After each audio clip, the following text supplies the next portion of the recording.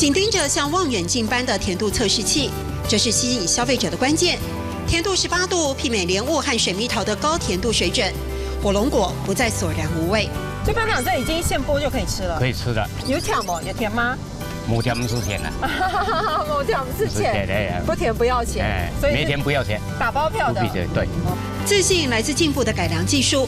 原产地中美洲的火龙果，最初在1645年荷兰人引进台湾，但果实小，没有食用价值，台湾人不爱。后来台湾农民自己改良品种，渐受青睐。我们想转型了，所以我们找几个朋友就种火龙果。比起越南品种，台湾的火龙果没那么重的腥味，却多了清爽的甜味。刚打入市场时，身价一度很高贵。我们开始种的时候最好150，现在价格大概剩1/3，但1年还是可以创造4亿4千万的产值。论栽种面积，彰化、台南种最多，品质也不错。桃园新屋的果农结合产官学，为竞争力加把劲。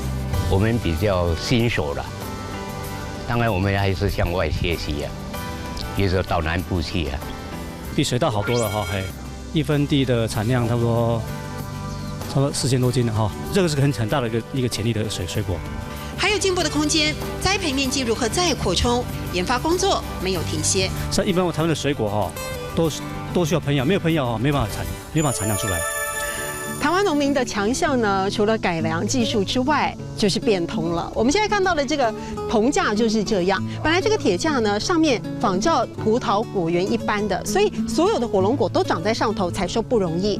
干脆大家把它给拆了，让所有的火龙果就像是这个瀑布一样垂坠下来，那么辛苦的果实自然垂手可得。有条毛，毛条唔是钱；有条毛，毛条唔是钱。